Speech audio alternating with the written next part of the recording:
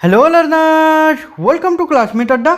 आज इस वीडियो में हम लोग झारखंड शैक्षणिक अनुसंधान एवं प्रशिक्षण परिषद रांची द्वारा जारी किया जो नया प्रश्न बैंक या तो फिर आप बोल सकते हो क्वेश्चन बैंक, तो इसमें जो आप लोगों का क्वेश्चन दिया गया है 2023-24 के लिए, तो इसको आज हम लोग पढ़ने वाले हैं। इसमें हम लोग पढ़ रहे थे कि क्लास 10th में जो पहले हिस्ट्री है, हिस्ट्री जैसे कंप्लीट होती है एक चैप्टर, उसके बाद ज्योग्राफी पढ़ेंगे, उसके बाद फिर सिविक्स पढ़ेंगे और उसके बाद इकोनॉमिक्स, उसके बाद फिर जो मैथ और साइंस है आप लोगों का, मैं उन सभी को भी आप लोगों को बना दूंगा।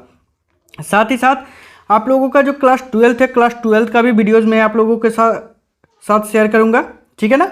तो चलिए हम लोग स्टार्ट करते हैं, जिसमें हम लोगों ने हिस्ट्री का जो पहला चैप्टर जो है, ठीक है, जिसका नाम है यूरोप में राष्ट्रवाद।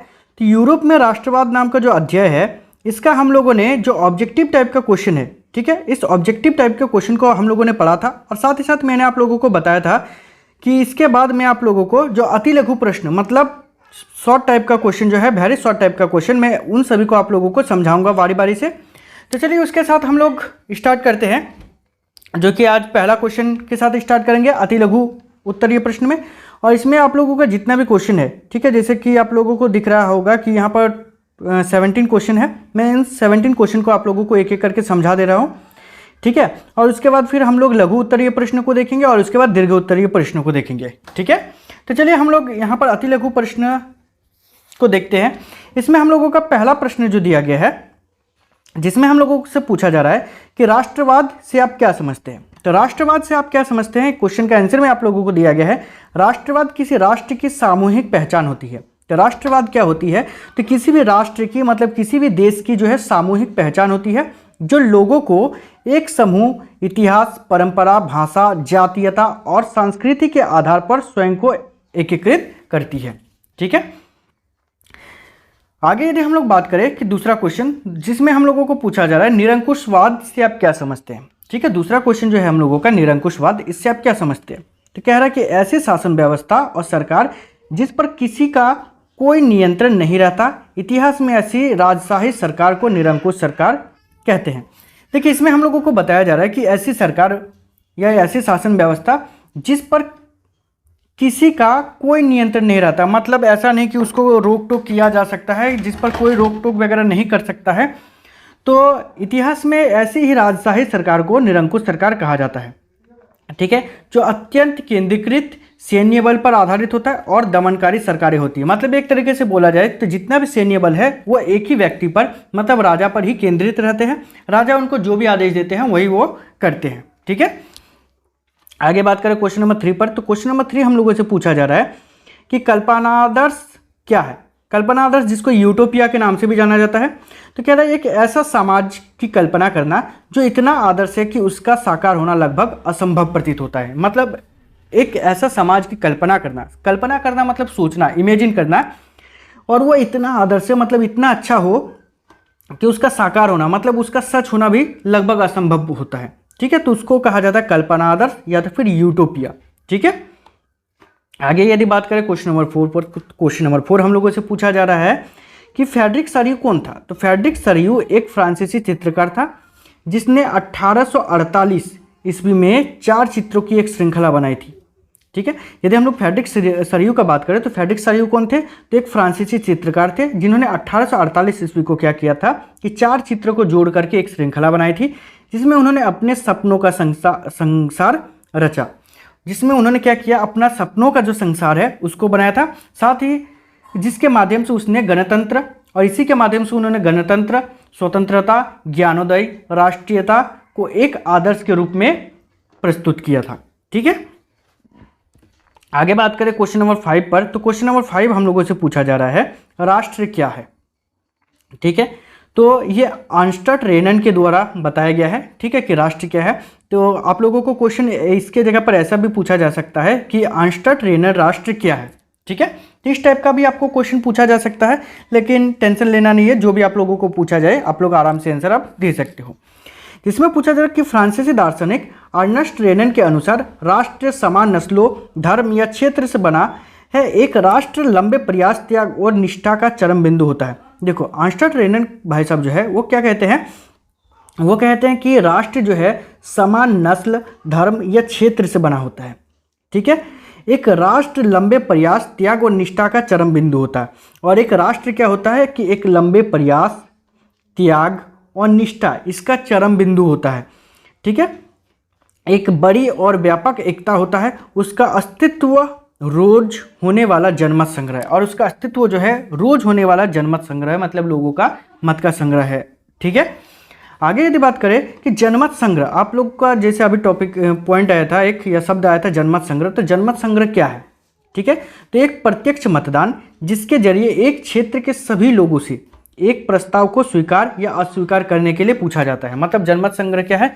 तो कोई भी मतदान जो प्रत्यक्ष मतदान होता है जिसके जरिए किसी भी क्षेत्र का सभी लोगों से एक प्रस्ताव को, मतलब कोई भी बात है उसको स्वीकार करने या अस्वीकार करने के लिए पूछा जाता है, इसी को कहा जाता है जनमत संग्रह। ठीक है, क्वेश्चन नंबर 7 पर यदि बात करें तो क्वेश्चन नंबर 7 हम लोगों से पूछा जा रहा है कि रूढ़िवाद से आप क्या समझते हैं? तो रूढ़िवाद का मतलब होता है कि ऐसी राजनीतिक दर्शन जो परंपरा, स्थापित संस्थाओं और रिवाजों पर जोर देता है। तो रूढ़िवादी क्या है? तो रूढ़िवादी है एक जो परंपरा, मतलब जो पहले से चली आ रही है, ठीक है, उस पर, या स्थापित संस्था, कोई भी संस्था वगैरह है वो स्थापित किया गया उसके आधार पर, या रिवाजों पर, जो रीति रिवाज आप लोग बोलते हो कि जिसके आधार पर चलता आ रहा है उस पर बल देता है। और साथ ही तेज बदलाव की जगह वो क्रमिक और धीमे विकास को प्राथमिकता देते हैं। तो रूढ़िवादी क्या है? जो क्या करते हैं कि तेज बदलाव की जगह वो चाहते हैं कि क्रमिक और धीरे धीरे विकास हो। ठीक है, आगे यदि बात करें क्वेश्चन नंबर 8 पर, तो क्वेश्चन नंबर 8 हम लोगों से पूछा जा रहा है कि उदारवाद से आप क्या समझते हैं? तो उदारवाद का मतलब होता है कि उदारवाद शब्द लातिनी भाषा के मूल शब्द लिबर पर आधारित होता है। यदि उदारवाद का शब्द का बात करें तो ये लातिनी भाषा मतलब लैटिन भाषा के मूल शब्द जिसका नाम है लिबर, इसी पर आधारित है और जिसका अर्थ है आज़ाद। ठीक है, मतलब लिबर का अर्थ क्या है? का आज़ाद, और इसी शब्द से लिया गया है उदारवादी। ठीक है, नए मध्य वर्गों के लिए उदारवाद का मतलब था व्यक्ति के लिए आज़ादी, और नए मध्य वर्ग का लोगों का यदि बात करें तो वे लोग एक उदारवादी लोग थे, और उन लोगों का मतलब क्या था? वे लोग मानते थे उदारवादी का मतलब व्यक्ति के लिए आज़ादी। ठीक है, आगे यदि बात करें और कानून के समक्ष सबकी बराबरी, वे मानते थे कि उदारवादी का मतलब क्या है? तो व्यक्ति के लिए आज़ादी, और कानून के समक्ष मतलब कानून के सामने सभी को बराबरी का अधिकार। ठीक है, आगे बात करें उदारवाद एक ऐसी सरकार के पक्ष में था जो सबकी सहमति पर बना हो। उदारवादी जो थे वो चाहते थे कि एक ऐसी सरकार बनना चाहिए जो सभी के सहमति पर हो। ठीक है, उदारवाद निरंकुश शासक और पादरी वर्ग के विशेष अधिकारों की समाप्ति। इसके साथ साथ उदारवादी ये भी चाहते थे कि निरंकुश शासक और पादरी वर्ग जो थे उनका पूरी तरीके से समाप्ति हो जाए। इतना ही नहीं, साथ ही साथ हम लोगों को यह भी बताया जा रहा है कि संविधान तथा संसदीय प्रतिनिधित्व सरकार का पक्षधर था। वो ये भी चाहते थे कि संविधान बनना चाहिए और संसदीय प्रतिनिधित्व होना चाहिए, मतलब चाहे सरकार में राजा हो या लोगों के द्वारा शासक हो या लोगों के द्वारा चुना गया शासक हो, वो कैसा होना चाहिए? संविधान के अनुसार चलना चाहिए और संसदीय शासन व्यवस्था होनी चाहिए, मतलब जो लोगों के द्वारा चुना जाएगा तो उसी के आधार पर वो बना हो। ठीक है, आगे यदि बात करें क्वेश्चन नंबर 9 पर, तो क्वेश्चन नंबर 9 हम लोगों से पूछा जा रहा है कि 1815 की वियना संधि के क्या उद्देश्य थे? तो 1815 को जो वियना संधि हुआ था इसका क्या उद्देश्य था? तो 1815 के वियना संधि के निम्नलिखित उद्देश्य थे। क्या उद्देश्य था? तो उन कई सारे बदलाव को खत्म करना जो नेपोलियाई युद्ध के दौरान हुए थे। तो पहला वियना संधि का होने का पहला उद्देश्य क्या था? तो वो सभी का सभी बदलाव होना, मतलब जो कि नेपोलियन द्वारा किया गया था। मतलब नेपोलियन जब युद्ध कर रहा था, या तो फिर बोल सकते हैं फ्रांस के तरफ से जो युद्ध कर रहा था, तो उसके दौरान नेपोलियन ने बहुत सारा परिवर्तन किया था, उन सभी परिवर्तन को खत्म करना था। दूसरा था कि बूर्बो वंश को पुनः सत्ता में बहाल करना। बूर्बो राजवंश जो थे, जिससे लुई 16, लुई 15, लुई 14 ये लोग जो थे, तो इनका सत्ता को पुनः वापस करना। वैसे ये लोग तो मर चुके थे, लेकिन उनके जो वंशज थे उन लोगों को पुनः सत्ता में वापस लाना था। ठीक है, क्वेश्चन नंबर 9 का यदि तीसरा पॉइंट को देखिए, जिसमें बताया जा रहा है कि फ्रांस की सीमाओं पर कई राज्य कायम करना ताकि भविष्य में फ्रांस विस्तार ना कर सके।